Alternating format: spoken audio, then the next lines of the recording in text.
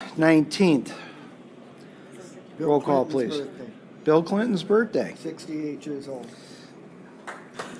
Calling the roll, Mr. Gallagher. That he made it? Here. Mr. Greenspan. Here. Mr. Germana. Mr. Germana is absent. Mr. Hairston. Ms. Conwell. Here. There is a quorum. Also like the record to reflect that council members Simon and Miller are in attendance. Welcome, council people Simon and Miller. Public comment related to the agenda. No, Mr. Chair, no one is signed in. In our packets, we have the minutes of August 5th. If they're in order, I'll accept a motion. And do I have a second? All in favor? Against? Would be accepted. I'd like to skip directly to our last, under discussion, item C.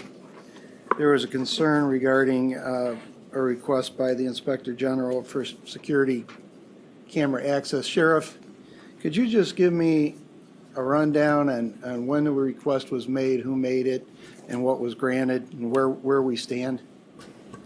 Yes, Councilman. Chairman to Council. Probably about a month and a half ago, I had conversation with the Inspector General, and the conversation was on a few occasions when she attempted to pull up things in connection with her administrative investigations, there was like a time delay, a couple-week time delay. So she had requested if I would had any, if I wouldn't mind if she would be able to access, not real-time video, but the access incidents, able to pull from the camera footage. You know, if something happened in March, she can go back and just pull it out in part of their investigation. And I said I personally at that time had no problem. Does she have real-time access? I do not know that. We don't know that yet. I do not know that, no. And where would that go at that point? Who would we be dealing with? The executive, yourself? Certainly not council, because we weren't brought into this loop. It probably would, I guess, Bonnie T wants to come. Phone a friend? Yeah, phone a friend, yeah. At this time, she does not have access to real time. But the request was for real-time access. I'm not sure exactly what the request was for. I'll tell you if what, it was for real you know time. what, as disturbing as this has been to me, it's getting more disturbing, so what I'll do, she couldn't make it today, she had a doctor's appointment. What we'll do is we'll schedule her, she's not here. Unless, ma'am, you made the request? My understanding. Did you make the request? No. Okay, well, I'll wait for the Inspector General, because I think this is an important point. And she did tell us she was going to be unavailable today. So what we'll do is we'll wait for the next meeting to hear the reason for the request and if it's real-time access and why.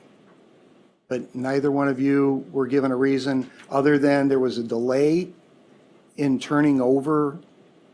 Video footage Video? of investigations that they had, correct. Okay, and we don't know if that hampered her investigation. So we, I don't know that. It was just, I guess she was just requesting my opinion. to be fair, we'll wait for her explanation. Is that okay? Is that okay with everybody? Mr. Chairman, Mr. Miller?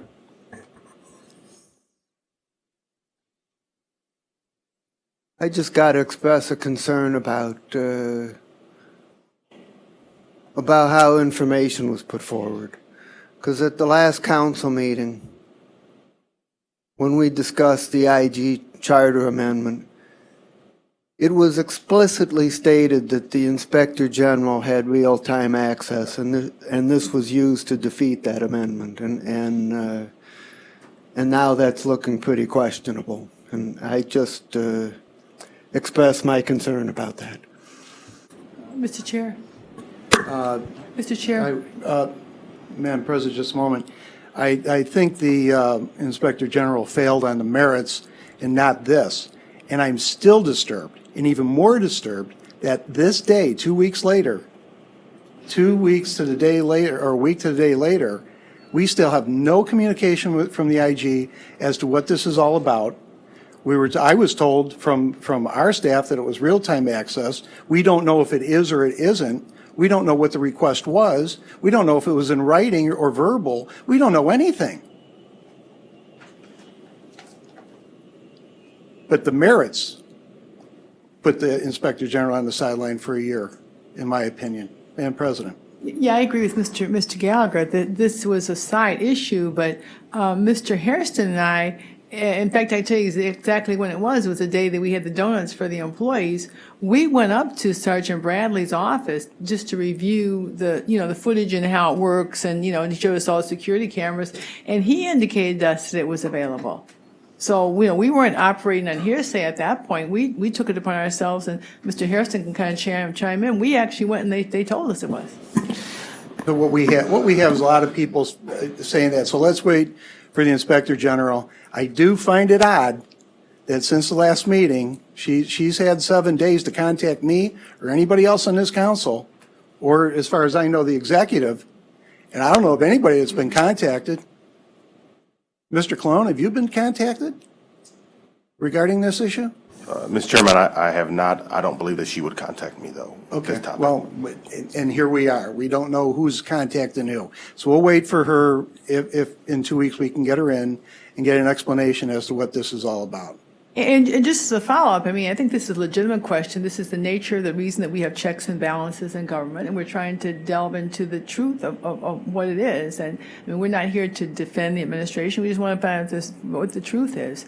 And in Mr. Miller's allegation that we, defeated the charter amendment, I've raised the exact same issues that I raised at the meeting when I voted against the charter amendment probably a year ago. I've been saying the same thing over and over again. So this was just a side issue, but certainly an issue of major concern.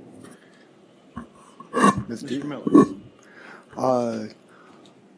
I don't have any question whatsoever that you, Council President, and you, Mr. Chairman, were against the charter amendment from the beginning, and that this issue had nothing to do with it.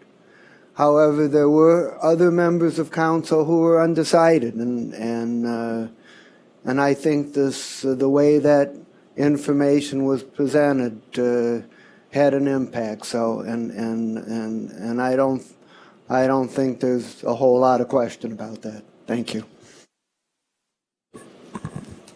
So we'll wait for the Inspector General to provide an explanation as to, and a timeline on what's going on here. Let's go back to the beginning. Janine, 2014-0073. Resolution number 2014-0073, a resolution authorizing a revenue-generating underlying agreement with City of Cleveland and the minimum amount of $2,365,658.95 per annum for operation of jail services for city prisoners, effective June 1, 2014, authorizing a lease in connection with said agreement in the amount not to exceed $1 per annum for use of the city's central prison unit located at 1300 Ontario Street, 6th floor, Cleveland, authorizing the county executive to execute the agreement and all other documents consistent with this resolution, and declaring the necessity that this resolution become immediately effective. Mr. Cologne. Mr. Chairman, members of the committee, good afternoon. Just as a kind of a recap on where we're at today and what we've been able to provide over the last 6 months or so, I think I was able to drop off and compiled a briefing kind of packet to all the members of this committee and the council president. I believe it was yesterday or the day prior. The documents that were passed out, none of them are new. You have seen them before, with the exception of the final document, which was the questions that I've received and then in writing, and then we've answered those in that packet. But those documents you have were the briefing document dated March 25th. Nothing in that briefing document has changed. And I can review some of that if the chair would like. Obviously, we also attached the contract. All of the attachments to the contract are in there. And then also the question, I believe there was only one question I received ahead of time, and then we answered that question from Councilman Miller. Just as a reminder, Cleveland has passed their ordinance for this legislation. They did it in two separate ordinance pieces, and those are completed and enacted. The overall goal of the project hasn't changed. We're looking at taking over operations at the Cleveland Jail. We still continue to do that at the proposal to do that at a per diem rate of $84.68 per prisoner per day. I do know that a question that has has come up at the few committee meetings that we have had, is how does that dollar amount relate to both what Cleveland is paying today, and how does that dollar amount relate to what it costs the sheriff's office to do business today? It does cost the sheriff between $85 and $90 to run his jail today. And so that is in line with that. Currently, it's costing Cleveland somewhere between $120 and $130 per prisoner per day to operate their own jail. I do bring the $85 per prisoner per day up. I think it's important to note that that cost is just a coincidence that we came up with $84.68 per day, and that it's costing the sheriff $85 to $90 per prisoner per day to do it. I think it's important, as I stated in a previous meeting, the way that we got to that number was reverse engineering the assumption that we would increase our jail population by 300 prisoners per day. And so with the assumption that an increase of 300 prisoners per day, what is it going to cost the sheriff's office to staff up appropriately to manage that? And that's how we came back with the $84.68 per prisoner per day. The agreement does not have an end date. It does have a 24-month cancellation clause by either party. Obviously, if there is a cancellation by either party, it will take quite some time for the city of Cleveland to get back up into the jail business. There is a 9-month transition period allowing for full takeover of the jail operations, and the sheriff can speak a little bit about that. But the intent there is that at the end of the 9th month, we don't take over immediately. That gives the sheriff several months to, take maybe a district at a time as he transitions over into taking over their prisoners. As part of the agreement, we take over two facilities. We take over 120 holding facility, which is the holding cells directly next to the Muni courts on the 3rd floor. Typically, folks are just waiting to appear to court that are in there. And then we also take over the CPU, or the Cleveland Central Processing Unit, which is on the 6th floor of Cleveland Police Headquarters. And we will use that to actually house, that jail will actually use to house inmates. And then in that jail, we can house 50 inmates. There will be a follow-up if and when this agreement moves forward. There will be a follow-up meeting that will occur, obviously, through the finance appropriations process, because we will need to appropriate a budget moving forward with this. The final comment that I have, and I think it's, and then we'll let the sheriff kind of chime in on that, his operations, is that I think we kind of expect, we believe that at least at the $84 and change per day, that is a conservative budget on the side of the county. We believe that there's potential savings in the future, not only as we become more efficient in the way that we run our jail, but also as regional jail planning comes to fruition. We think that there's going to be some additional savings in the coming years, and that we acknowledge, and the sheriff keeps beating me on it, that there are going to be some unknowns and challenges as we move forward with not only this project, with all, assuming jail responsibilities in some of the other municipalities as well. And, we're committed to, and the sheriff's employees are committed to tackle those kind of as we move forward with this project. Mr. Chairman, that's just a summary of what, I don't think anything I've said just now is new. You've probably heard it multiple times at our previous committee meetings, but I just wanted to give a quick rundown. Mr. Colon, you've answered this before, but that 24-month out gives me a little bit of breather room in case costs are more on our side.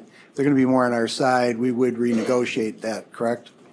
That's correct. We wouldn't, if the cost, and I think what you're asking, if the cost is, if it's more expensive than we initially determined, then that would be, the contract has a provision to be able to, we would have to amend the agreement with the city of Cleveland, and we do that. The contract calls for doing that in writing, justifying why we believe the new rate is the new rate. And then they would have to go through their appropriate councilmatic approval process to get that approved as well.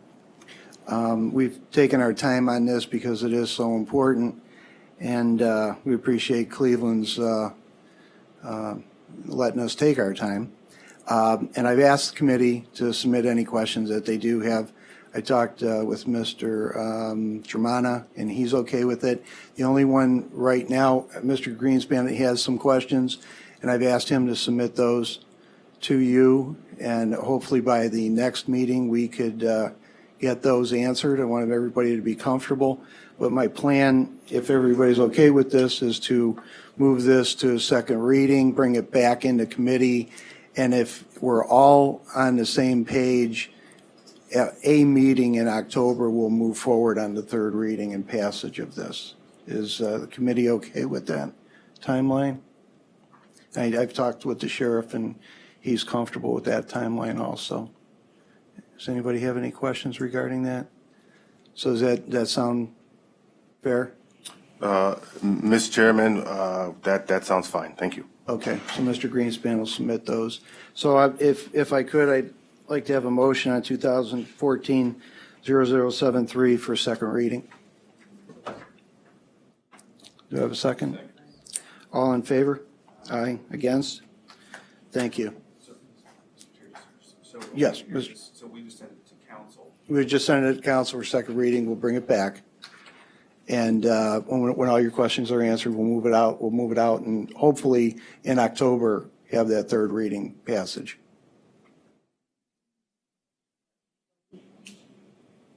Yeah. Yeah.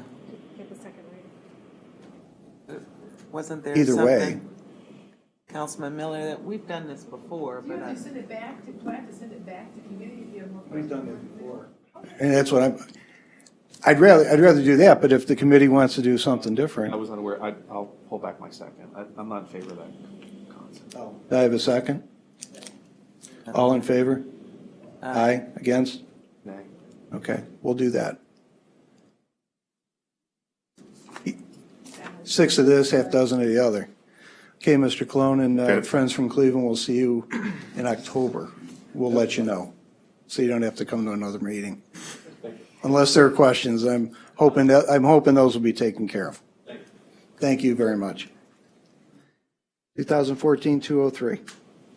Resolution number 2014-0203, a resolution authorizing an amendment to master contract number CE 1300268 for residential treatment services for the period 2/1/2013 through 1/31/2015 to change the total amount not to exceed from $3,850,000 to $6,950,000, to authorize funding decreases and/or increases with various previously approved providers, and to terminate contract number CE 1300268 with Catholic Charities Corporation doing business as Parmerdale effective 3/1/2014, authorizing the county executive to execute the amendment and all other documents consistent with this resolution, and declaring the necessity that this resolution become immediately effective. Our friends from Juvenile, welcome again. Welcome. We don't see you for a year, now we see you twice in 2 meetings. Well, that's, and how fortunate are you? Very, very. Good afternoon, Karen Lippman with Juvenile Court. This is an amendment for our traditional residential placement master contract, which we are so happy to have a master contract, and thanks to Councilman Sonny Simon who helped us get that going.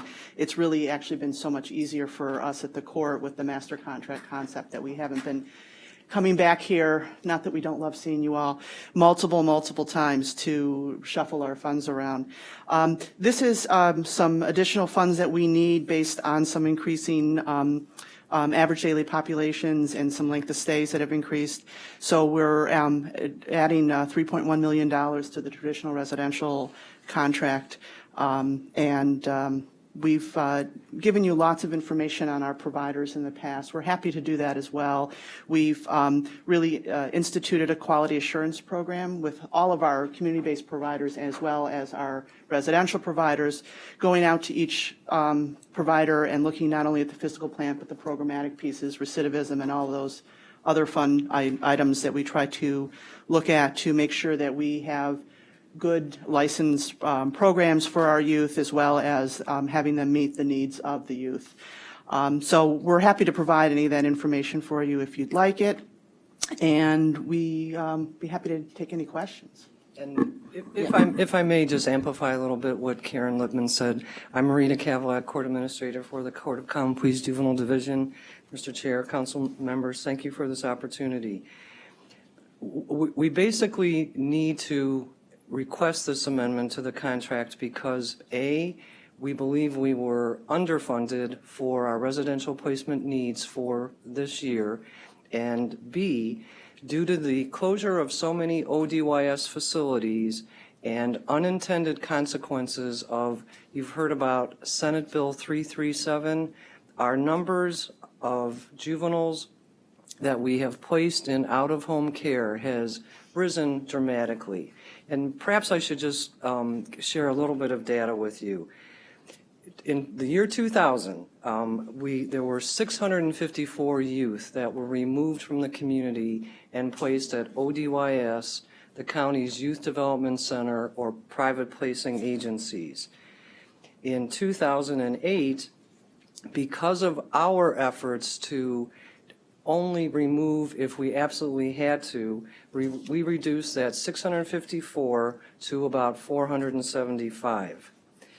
Last year, it went all the way down to 181.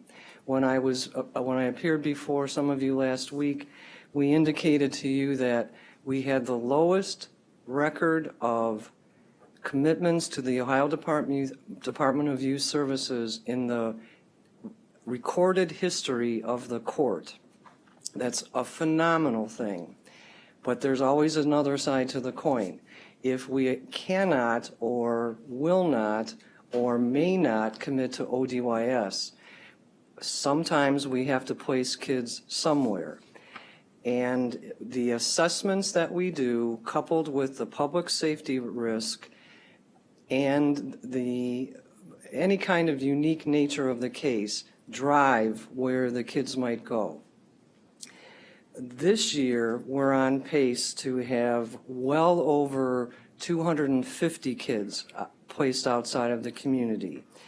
And we requested funding in the fall because we saw the writing on the wall relative to Senate Bill 337 for 70 to 75 kids. Funding was only allocated, though, for 52 or 53. So we were in the hole, if you will, to begin with. And then, allow me to articulate just a little bit about the impact of 337. Once upon a time, only your days in secure confinement would be subtracted from your sentence. With Senate Bill 337, any time spent in detention, shelter care, or temporary residential placement is subtracted from your sentence. Does that? It's a credit, right. So as a result, many youth who were committed to ODYS in the past are no longer able to be committed because they've already served their sentence before they're even sentenced. And we have to do something per the needs of the kids and the public safety risk. This not only increases the number of kids who we then must choose to place in residential placement, but it has also, as we feared and we predicted, resulted in multiple residential placements for the same juvenile. Because you run out of options. The continuum isn't what it used to be, and you always have to do the math to determine where somebody can be for the quantity of time they need for the quality of care and treatment that is required. As a result, we have more juveniles who were placed in out-of-home care. Our average length of stay has increased. Therefore, we need more money to cover the contracts with the providers we have in our master contract. Okay? Questions from the committee, Mr. Greenspan? Thank you. Is this considered board and care? Yes, it is. That's the term that's used for other county entities. Okay. And this 3.1 million that you're asking for, this is additional, these are additional funds, or no? No. Okay, explain that. What we have basically done is decertify contracts that we didn't expend throughout the whole range of contracts that the court has entered into. Fortunately or unfortunately, it depends on how you may look at it, We did have a contract for short-term residential treatment.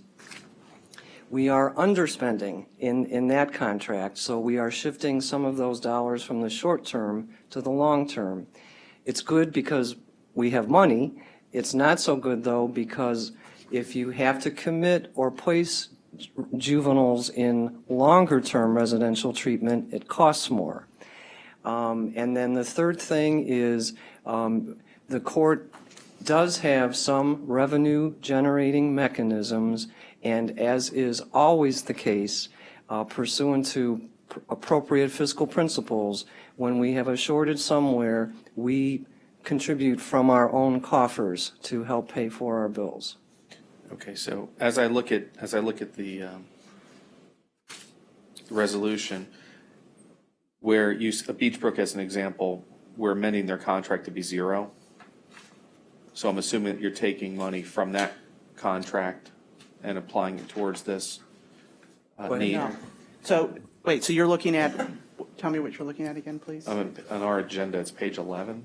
I don't know if you have an Oh. agenda. I don't have page 11. One moment, please. Right. So Beechbrook, so section 2, item B, Beechbrook is zero. Carrington Youth Academy is zero. Okay. So. Why are they zero? Okay, so what we're doing, at the same time that we need additional new money, this is part of that master contract concept. So in the master contract, what we do is we have 20 providers that are listed, and each one has a different suffix.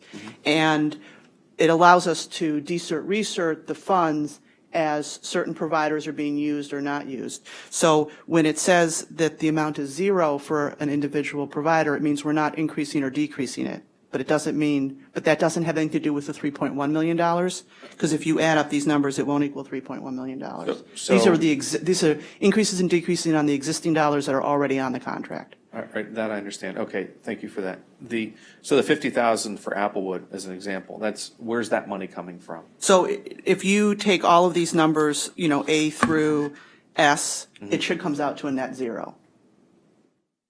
So where are the reductions? Where are the decreases? I don't think they're reflected in the resolution. So if you're Oh. defunding or uncertifying the funds for certain providers, it should be in the resolution itself. What's in section? Pardon, Joe? Am I missing? Are these the additional funds? Oh, my No, my but apologies. here I they're- was incorrect. These are the additional dollars. So the reason that we would be adding zero to Beechbrook is because the money that's already allocated to that suffix is sufficient. Right, but, correct. So you have enough, whatever the original appropriation was, you don't need to add or decrease money for that. Correct. You believe you have enough, but you're asking for new money. So just take the first one, $50,000. Okay. Where is, if you're saying it's from the decertification of other contracts, where is that? Or are you saying that the money, I don't understand where the money's coming from. Okay, so there's three sources. One is the court has a list of old expired contracts that still had money that was encumbered to those contracts. So we decertified that money and closed out those old contracts. Let me interrupt there. So when you say you decertified them, at some point we appropriated the money to those individual contracts. Correct. All right, then I would assume from a legal position, if you don't have the authority to decertify, if we've appropriated, so we would have to decertify. Correct. So in that instance, then either in the bi-monthly or an addendum to this, we'll substitute it out at the council meeting, we should see the 1.5 million or 3.1 million being decertified. Was that on the 12th? That is on the agenda on September 8th. We have been working hand in hand with the Office of Budget and Management to package this to meet our needs and pass muster with county council procedures. So September 9th is the first meeting in September. It'll be have first reading to decertify. Is there an urgent, I would have preferred these, my own personal opinion, that these two either be in one resolution or companion resolutions passed concurrently. Do you have Are we not, do we have an issue with that? What, is this time sensitive? It's time sensitive in the sense that there are over 100 juveniles who are out of the home now. They are in their treatment plan with their treatment provider, and we would not be able to pay our vendors for the care that they are being given today. Yeah. I mean, the good news is our accounting systems are just so slow in reporting, we don't have a overlap. That's my dig, because we don't get financial results in time. But we're effectively going to encumber more costs. It's a timing issue. Yes. Probably a month and a half timing issue between when funds are appropriated and then decertified.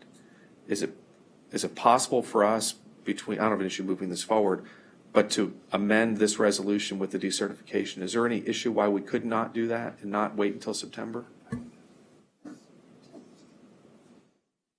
Fine. And our ally from the Office of Budget and Management is saying that should not cause any unintended consequences. Yeah, I don't, Mr. Chair, I don't know if there's any sentiment. My feeling is let's decertify the same time we appropriate. That way, it is truly a zero. Is there a concern regarding Mr. Greenspan's request on that? All right, and then we'll just have, thank you, and we'll just have a substitute, pass it out, and we'll just Yeah. have a substitute at the next meeting to include the decertification. Is that okay? Right? Yeah. Is this going from here to full council? Yes. Yeah, that'll be fine. At all? No, I'm not suggesting holding it up, I'm trying to expedite, and actually, we're actually short one agenda item in September, We'll move it as is and then amend when it comes in. amend on the floor. Right. Right. Mr. Miller and then Ms. Simon.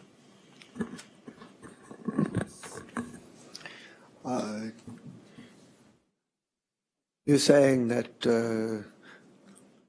that existing funding is available for this contract.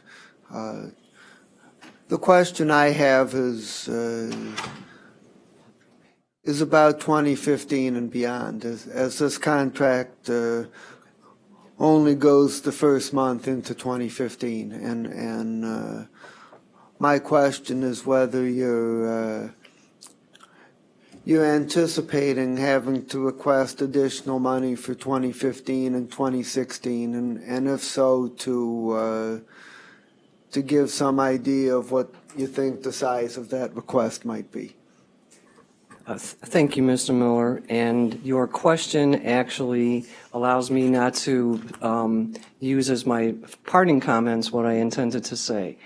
We absolutely, in all likelihood, will have to come back and seek an increase because our predictions as to the trends are bearing out, and we don't see any possible changes anytime in the near future. We will absolutely need additional dollars for our board and care line item. To be able to quantify it at this point in time, I am not certain, but it will exceed, I'm sure, $1 million, probably be closer to 2 or more. We have not completed our homework, nor have we implemented, allow me to restate that, we have implemented rational, modest, cost-saving measures, and we have attempted to help make sure that with every single solitary juvenile that has to be placed out of the home, that we have exhausted every conceivable service and mechanism to prevent that. We haven't seen any measurable savings yet, but we hope to. So I'm a little bit challenged to be able to quantify today what our ask may be. I can guarantee there's an ask, and it's not going to be small, and we're doing our best to minimize it as much as possible.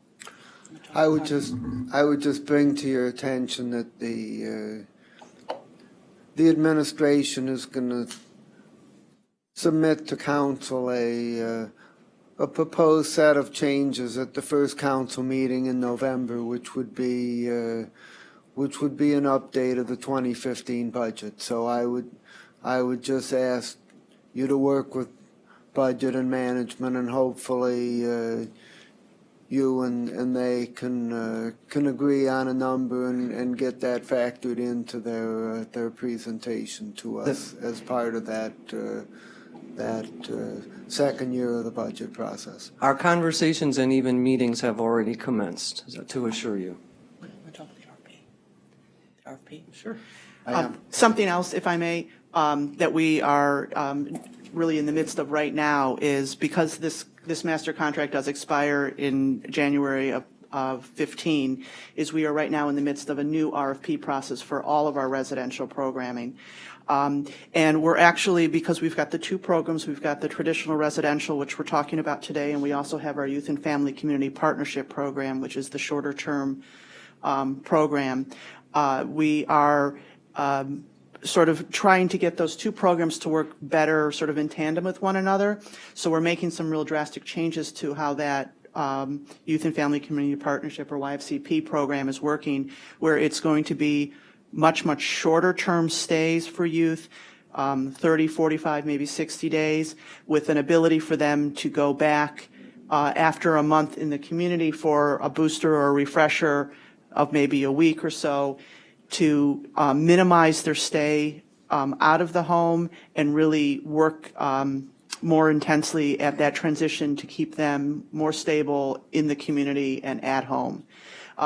That's going to be a step that the vast majority of youth will have to go through before they go into a regular traditional residential site. So we're in the midst of putting together what that program is. The RFP is about to be released, and then the two residential and YFCP programs will work better in tandem, and we're hoping that that will also decrease these extensive length of stays out of the home, which are much more costly. Ms. Simon. Thank you, Mr. Chair. A question about the savings from the juveniles not being committed to OIDS. It's cheaper to have the residential treatment board and care versus having them per day, or is there a cost savings? Going to ODYS? It's not an apples to apples question, because we don't get charged for bed days when they go to ODYS, because it becomes part of the reclaim formula. And I think many have tried to figure out ever since they changed the formula and there's not a cost per day for DYS commitment, many have tried to figure out what that cost is, and I think it eludes many, many people. But the formula is kind of convoluted. So the way I think we look at it is really sort of more of a human cost savings, that we know that kids that go to DYS have a higher rate of recidivism. They don't return back to the community the same as when they leave, and not necessarily in a good way. So we really want to keep kids in the community, and if we can keep them in the community, that's absolutely, it's always least restrictive. That's always number one. If we can give them a short-term residential stay, if they have to be taken out of the home, that would be number two. And then a longer-term residential would be number three before we send them. So because the court is really committed to those steps and going with that least restrictive path, that's where Senate Bill 223 really sort of trips us up in those good efforts, because then you've done all those efforts, and now you don't have any time banked, if you will, if need be, to send the youth to a DYS facility. Does that make sense? Thank you. Anything further? Anyone else?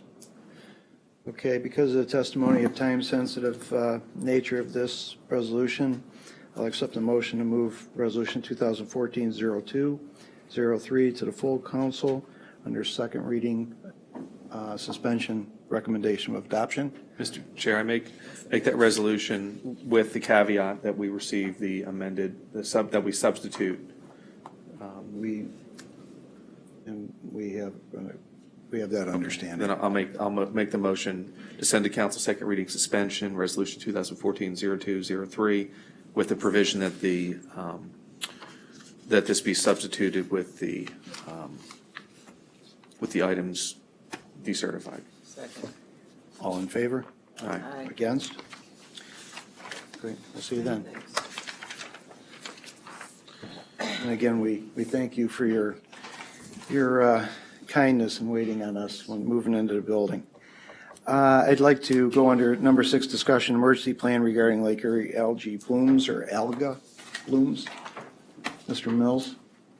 This was brought to my attention actually by Mr. Greenspan, and he had gone on vacation, and I talked to you about it. But in the meantime, the executive had some sort of a summit on that. I was wondering, if Mr. Greenspan, you want to take over here and have any of your questions? Sure, well, thank you. And this was something, if Mr. Cologne, you weren't here at the time, but when we started 3.5 years ago, it was one of the initial concerns I had insofar as us understanding what our disaster preparedness plans were for a number of contingencies, whether it be a pandemic flu issue, whether it be a storm, whether it be, obviously I don't think anybody could have anticipated Superstorm Sandy, but snowstorm evacuation plans. But one of the specific issues had to deal with water. And coming from an environment where we were a separate community, not going to mention the name, Sandy Springs, Georgia, where we were dependent upon a lake to provide us with our water, and we ran dry, we had a contingency plan in place. And I asked what the plan was then, and it was being developed. And it sounds somewhat like it's hurriedly developed now as a result of this issue. So this has been something I've been asking for years to understand. It's unfortunate that this issue has expedited or moved forward the plans, but that's my impetus for having an interest in this, and it's been a long time in the asking. So I appreciate some information. I appreciate the chair putting it on the agenda. Thank you, Mr. Chair. Ken Mills, Public Safety.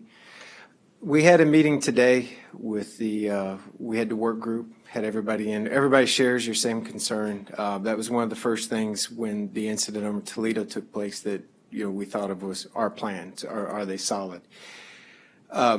We began, before I got here, working on the utilities disruption annex for our emergency response plan. What we're doing now, and in the course of, and with today, we had stayed here, we had all the local players, the city, the water department, everybody was at 50 people. It was very productive. We had a brief on the Toledo incident, lessons learned. They had representatives from the health department there to talk to us, share some of their problems of what they've done. What our plan is to take that information today and to validate our plan that we had in place, to adjust it, to make changes to it to match up. Because there was some information we didn't have from the water department about some of the resources. We're very lucky. I'll add after the meeting, you find out we're very lucky here. The Cleveland Water has done an excellent job of coming up with contingency plans, and the blackout evidently was an impetus for them to invest a significant amount of money to ensure that we didn't have disruptions in water. So the probability of that happening here is very low, which is good. Also, the lake conditions for an algae bloom are not fair. The chances of that happening for a toxic algae bloom for getting into our water supply are relatively low. But as far as the plans and being ready for it, our contingencies, today we're going to take the information, we're going to go through the plan, and our intent is to hold a tabletop exercise next to exercise the plan and make sure we have it nailed down.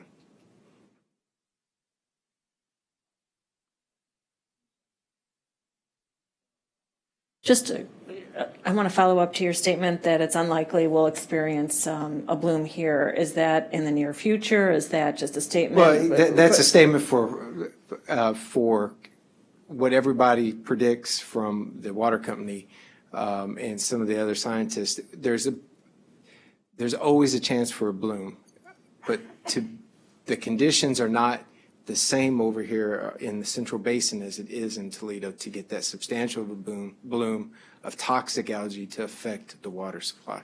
We have much deeper water. It's colder. In the Toledo area, it's a shallower water, so it's more intense. And even watching the projections from the bloom over there, you can see it's much more intense over there. Mr. It Chairman. can always happen. And I'm not trying to downplay it. It can always happen. Okay, thanks. That explains it. I thought they can move around, though. Like the wind could blow the blooms here. They might not thrive, but that's all. we don't have to get into it now. Mr. Chairman, if I can add on that point too, those treatment plant here too, unlike Toledo, we have multiple intakes, different sides of the county, and we also have, the water department also has them at different lengths along the water. And our understanding in Toledo particular area, they only had one intake, and it was pretty shallow along the water there.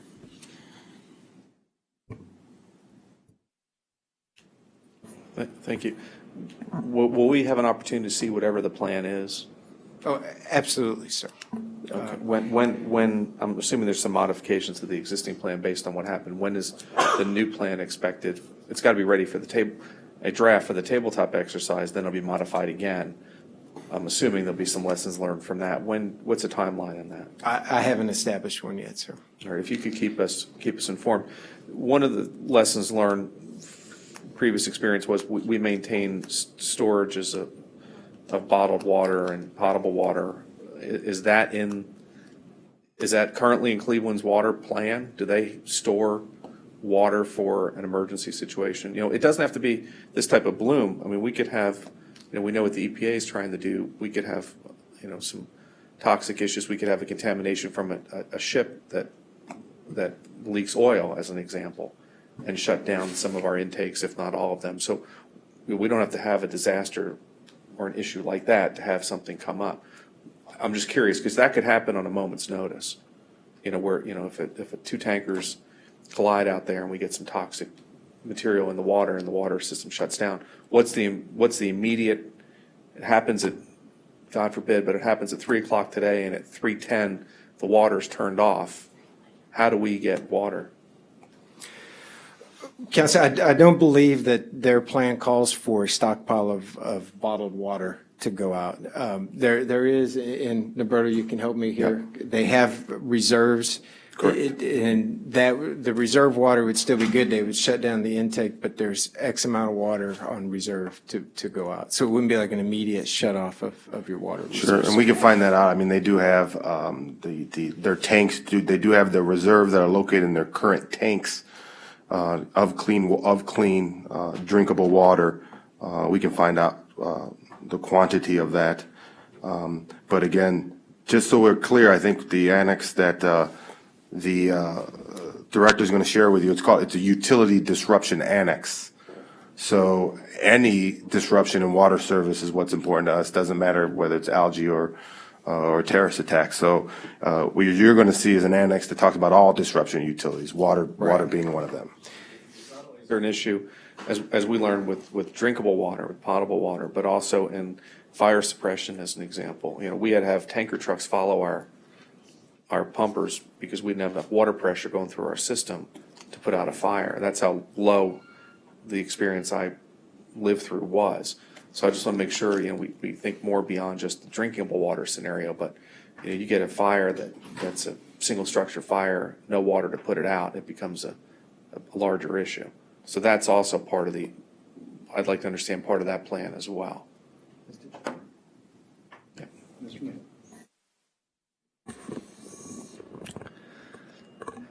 As happy as I am that apparently the risks are considerably lower here, I'm somewhat reminded of the cartoon where there's a guy at one end of the boat saying that, boy, am I glad that the hole is at the other end of the boat. And so I'm suggesting that as part of this process, we also should give some consideration to what we can do to work with and help the other communities along Lake Erie so that we can have a Lake Erie-wide plan to help correct the situation. Anyone else? Mr. Mills, if you would keep us abreast of the situation as it goes forward. If you notify us of the meeting times and dates, if we cared to join in, I'd appreciate that. Yes, sir. If you could let our staff know, I'd appreciate that. Nothing further. Thank you very much. Fire dampers, Ms. Tewan. Mr. Dever. wherever you, I didn't want you up wherever there, you buddy. feel comfortable. I don't like these side, I don't like these side things. Mr. Dever, again, last we spoke, and the reason I wanted Ms. Tewan here, my understanding is Mr. Conte has retired. And I'm looking for something to put in my hands to see where we're at. And I have been for quite some time. Do we have anything as far as a physical report? Actually, Mr. Chairman, Michael Dever, I'm the maintenance administrator with the Department of Public Works, and thanks for having me back again. Actually, I do have a report, Mr. Chairman, and I'm sorry it wasn't forwarded to you before then. I'll make some copies of it, and I'll make sure I distribute it back to all of you if you want. So, yes, there is a report because, as you know, we do have at least 5 to 7 people during the week working on this issue, specifically on second shift from 3 to 11. And they've been working diligently at it now since I think we're five months into this. It's been going fairly well. Initially, we put some estimates of numbers of how many dampers we believed were in the county-owned facilities. That number now has increased, in particular at the Justice Center, the towers at the Justice Center. We had originally thought that there was only 366 smoke and fire dampers within that facility. That's now increased to close to 850. So there's a 130% increase in dampers within that facility. And I equate that to some bad record keeping. Over the years, there's been some improvements to the facility, some energy efficiency improvements under House Bill 300, I believe it was, that have been done to the building. And somehow these haven't been accounted for, but now we are uncovering them. And I think we've got a better handle on things. So the project is moving forward, and I think we're doing fairly well at it. The intent was to, when I initially put together a budget for the project, we intended to be completed sometime late October, but obviously with the increase in additional dampers, that will push us out a little bit further, probably into the first of the new year. But like I said, the project is, we're working hard on it. And I have 4 sheet metal workers that I have brought on specifically to assist in the project. And then we have our 3 internal guys that are assisting when some of their other projects don't take them away from. So overall, I think we're moving in a positive direction, Mr. Chair. When we find one that's broken or needs adjustment or fixing or replacing, do we immediately replace that? No, we don't, Mr. Chairman. What we've been trying to do is if it's a fairly small fix, maybe it takes an hour or so, like a spring is missing or it's not fastened correctly, or we try to address it as we're at it. Otherwise, I'm still going through doing some counts, and that's why you can see from this list here that there are some repairs that have taken place, and then there's others that need to be addressed. I think in particular the old courthouse, we have a number of them, and I think I mentioned at our last meeting that I was going to utilize one of our GECs in the near term to assist us, a mechanical contract, to review if those dampers within that facility, are they positioned correctly? Understanding it's a historical structure, and before I go busting into any of the ornate fixtures in the walls or anything like that, I want to be very careful. So I want to get some expert opinion, and that's where I'm going to look to our GEC mechanical contractors to provide some assistance. Now, on the Metzenbaum building, I see 10 units, 10 tested, and 10 passed. So that's okay. That's a bomb's That's what good. that means. But in Board of Elections, we have 19 tested, 19 units. None have passed? I'm sorry, that may be a typo, and I'll double check on that. I'm sorry, Mr. Chairman. I'm fairly certain that those in the Board of Elections have passed inspection, so I'm sorry about that item there. And what does it mean on the Virgil Brown building? We have 272, 272 tested, and 272 passed. And it says all passed to original code when building was built, not passed by inspectors. What does that mean? When the building was constructed or rehabbed, and that was done, I think it was at the early 90s is when Virgil Brown received a makeover. The building had passed inspection, and anytime a building goes through any type of rehab, the Cleveland Building Department, who is the authority having jurisdiction on any build-outs, they would provide a stamp saying everything is to code, compliant, and now it's, you have a permit to occupy the space. That did all pass inspection at the time, and today as our inspectors went through there, and I believe I mentioned this at our last meeting, that there was, the way that those dampers are fastened to the ductwork, there's a question. They don't follow the proper, the code, the current code today. And I mentioned that I'm reaching out to the authority who has jurisdiction on this issue, which is Cleveland Fire.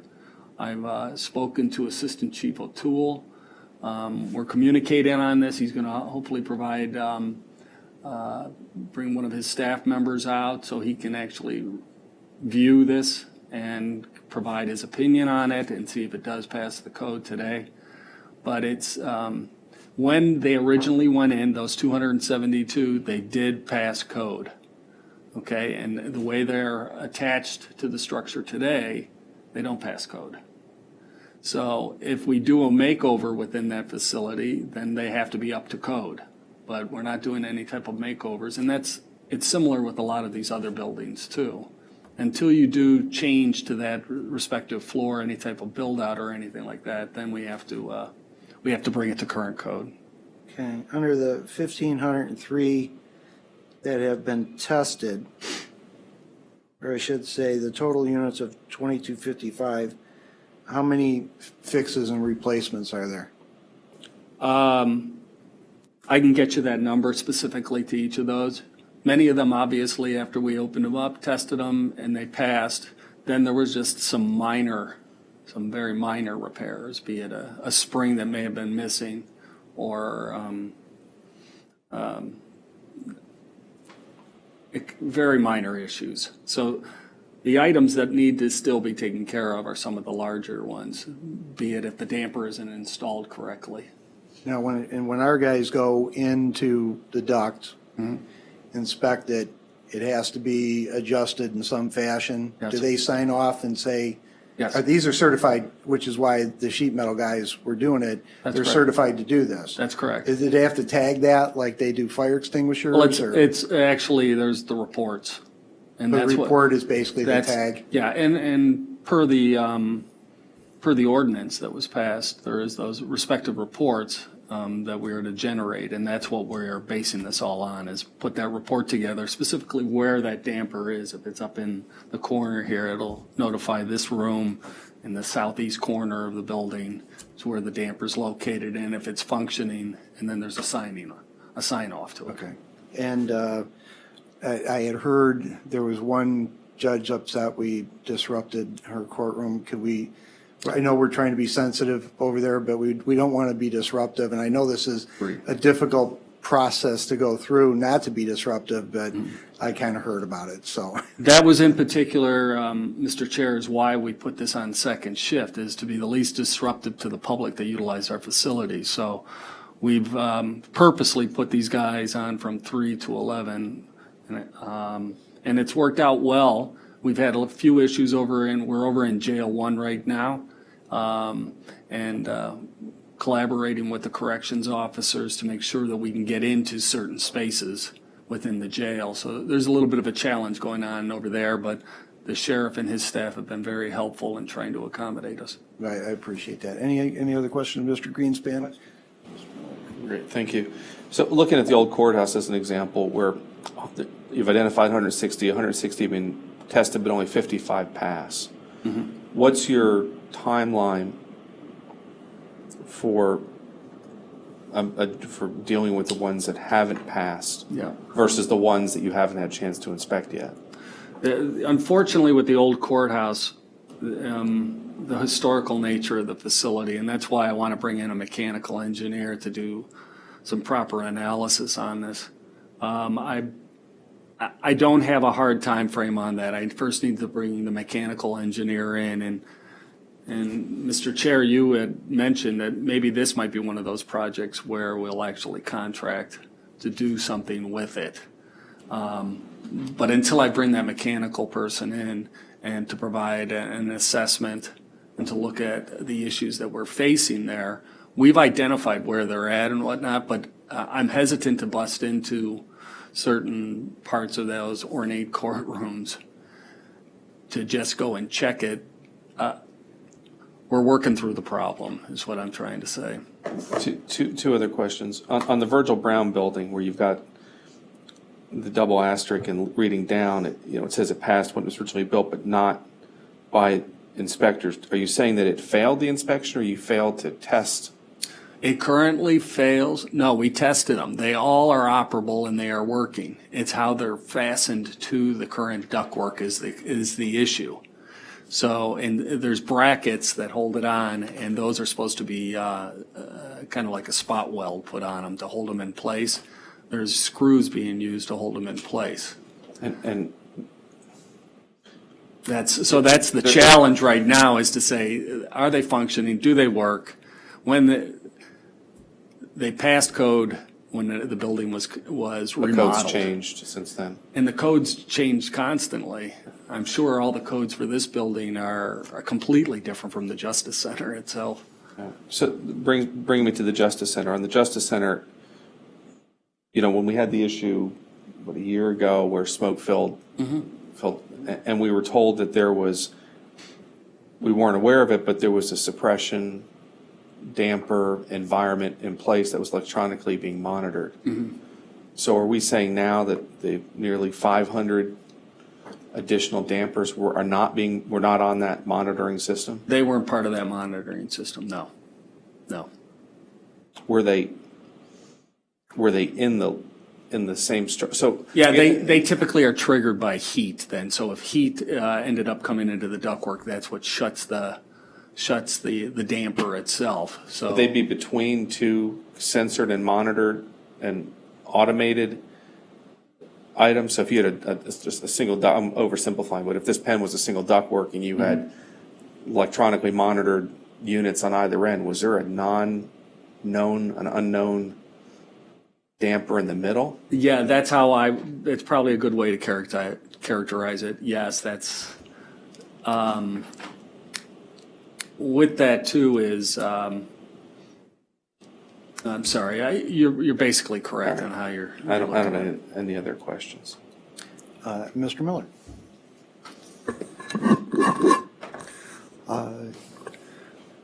My question is about this new building that we're currently in. Does this building have fire dampers, or have we moved on to new technology? And if so, how many fire dampers do we have? I wouldn't be able to answer on how many are for this facility. Dampers and smoke and fire dampers are common for buildings. They're just different on how they're installed today. So I don't know the exact numbers for this. It's a lease facility, but we have a pretty good handle of what's in here. I will look into that, and maybe I can get back to you on it just to let you know And quantity. Getting back to this program, are we doing inspections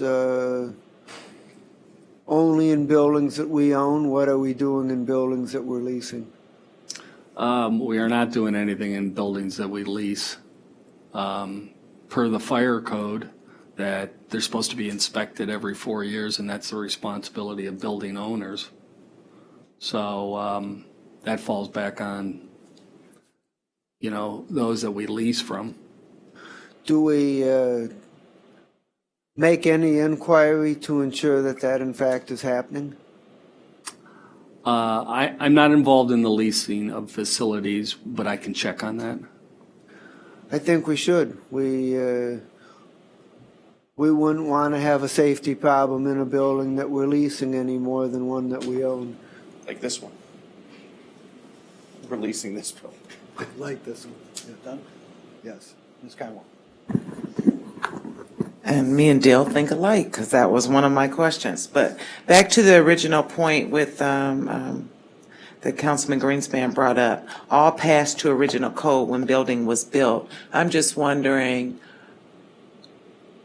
when you're inspecting, that still is including the new updated permits or whatever. Even though you've passed it back at the original code, it still encompasses all the new codes to date, correct? I just want to make sure of that. That's difficult to say. It was, when the building was commissioned and approved by the city for us to occupy it, it passed code.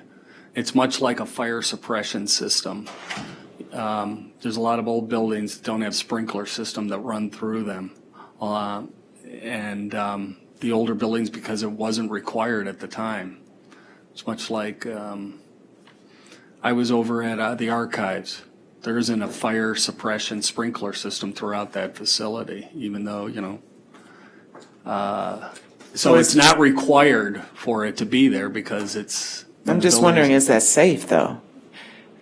I mean. I mean, to me, if we all know technology moves on, and it costs to upgrade and stuff of that nature, but I'm just want to, even if the organization was grandfathered in by the municipality, it doesn't necessarily mean that they have the funding to do that. But just wondering about the inspections.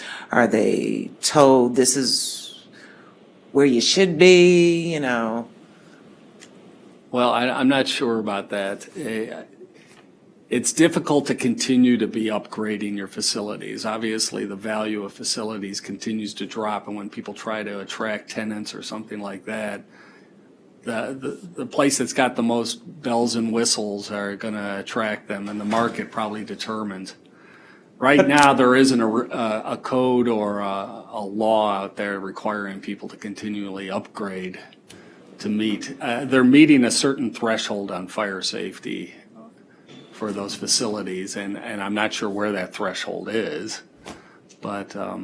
So there's a minimum that everybody has to kind of follow. It's, how to get in and out of the building as quickly as possible, ingress and egress, I'm sure, and. I mean, to me, with the county plan, and I'm just wondering if we don't have some of these buildings that I'm sure that we don't have all this up-to-date equipment. Maybe putting this in the emergency plan, that certain buildings that we're occupying and that we have employees in don't have certain sprinklers or whatever the case may be, so people are aware.